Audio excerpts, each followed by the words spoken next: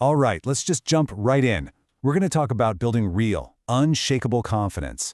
You know, not that stuff that lasts for 5 minutes, but the kind that's, well, it's just part of who you are. This is all about mastering that inner game, so you can ditch all those temporary tricks that never really work anyway. But first, think about this for a second. Why do all those little confidence hacks and tricks just completely disappear the moment you actually need them most, right? I mean, we've all been there. You're on a big date, or you're in that super important job interview. Heck, even just trying to film a quick story for your phone. And poof, it's all gone. Why do they just fall so flat? Well, the reason is actually pretty simple. It's because we've got the whole thing completely backwards. We're trying to slap a Band-Aid on the outside for something that's an inside problem. Real confidence, the real stuff, it isn't a mask you wear or a costume you put on. It's something you have to build brick by brick from the inside out. And this is what I call the confidence trap. It's the core reason why that old advice, fake it till you make it, it just doesn't work. It's a fundamentally flawed strategy that almost never gets you to a place of genuine, real self-assurance. You see, the common thinking is, hey, if I can just act confident, if I can just look the part, eventually that feeling will sink in, right? But it's the exact opposite. All you're really doing is creating a recipe for anxiety, not authenticity. You're just waiting to be found out. So this really boils down to two totally different feedback loops that basically run our lives and our sense of self-worth. One of them traps you in this cycle of doubt, and the other one, it builds you up with genuine confidence. It's really a choice. Are you going to work from the outside in or the inside out? Okay, so look at this, because this is where it gets crystal clear. Over here on the left, you've got the doubt loop. This is a nasty one. It all starts when you compare yourself to someone else. That makes you feel insecure, which then turns into self-doubt, and what do? You hide. You play small. But now look at the right side, the confidence loop. This is where we want to be.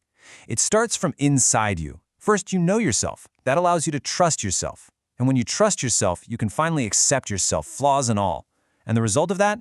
You just naturally raise your own vibe, and honestly, the vibe of everyone you come into contact with. So the big question is, how do we get into that good loop, that confidence loop? Well, it all starts with the very first pillar of 3, and that is learning to trust yourself.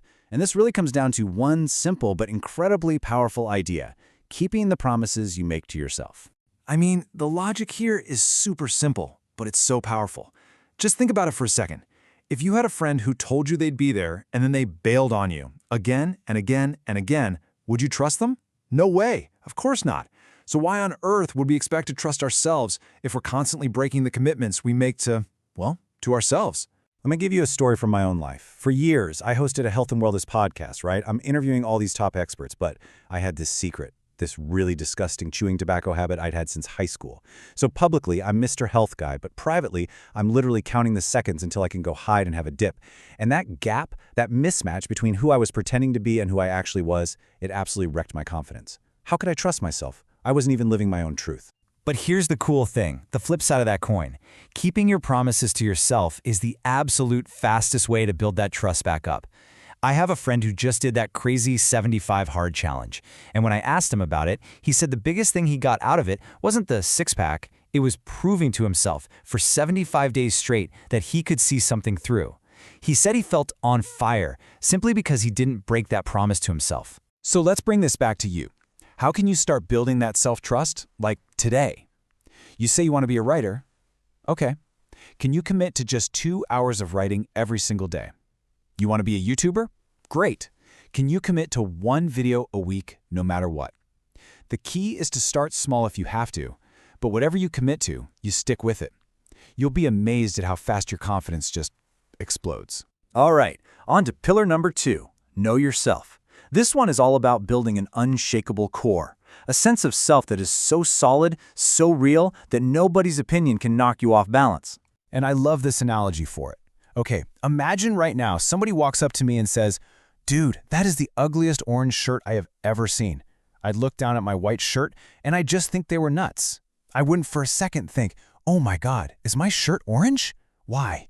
Because I know my shirt is white. It is a fact. It's not up for debate. And yet, when it comes to who we are, our character, our worth, we cave constantly. Someone calls us cringe, or we hear some dumb rumor, and immediately we start spiraling, questioning everything. And look, if you don't really know yourself, if you don't know what your own white shirt is, You will always get your sense of identity from what other people think and say about you. So how do we fix that? How do you get to know yourself on that deep level? Journaling is an amazing tool. Seriously, try this exercise. Grab a notebook and draw a long line. That's your life, from birth to today. Now put little tick marks for every 10 years, and then just start filling it in. What are the big moments? The stories that actually made you, you. That first time you traveled alone, that business you tried to start, that massive challenge you got through. What you're doing is creating the movie timeline of your life, and it gives you this solid, factual foundation of who you really are. Okay, and that brings us to the final and maybe the most crucial pillar of all, accept yourself. This one is about completely reframing how you think about fear and the whole idea of failure. You know, we hear about positive visualization all the time, right? Picture your success, but we almost never talk about its evil twin, negative visualization. And that's literally all fear is. It's just you sitting in your own head, playing a movie of the absolute worst-case scenario on repeat. A disaster film about something that, let's be honest, probably isn't even going to happen. So here is the massive mindset shift. Real confidence is not the belief that nothing will go wrong. It's not the absence of fear. Real confidence is accepting that things can and will go wrong sometimes, and knowing deep down that you'll still be okay. You won't die. You'll figure it out. You'll handle it. There's this amazing exercise for this called fear setting. I actually picked this up from Tim Ferriss. It's super practical. First, you get brutally honest and define the absolute worst thing that could happen. Then you brainstorm, okay, what could I do to prevent that from happening? And finally, and this is the magic part, you figure out how you would repair the damage if the worst did happen. Or better yet, how could you turn it into a win?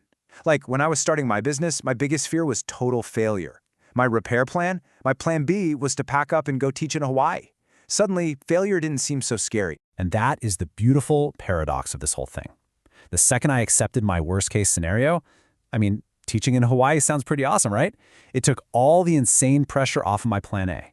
When you make peace with the worst that can happen, it gives you this incredible freedom and, yeah, the confidence to go after what you really want. So, there you have it. That's the whole framework. It's not about little tricks or just pretending to be someone you're not. This is a real internal game plan for building confidence that actually sticks around. So let's just recap those 3 pillars one more time. Step 1, trust yourself. You do this by making and, more importantly, keeping the promises you make to yourself. Step 2, know yourself. You dig into your own story so that other people's opinions don't define you. And step 3, accept yourself. You make peace with fear and failure, and that gives you the freedom to act. So, I want to leave you with one final question to get you started on that very first pillar. Forget about next week, forget about tomorrow. What is the one, maybe even tiny, commitment you are going to make and keep for yourself starting today, right now? Because that, right there, that's where this whole journey really begins.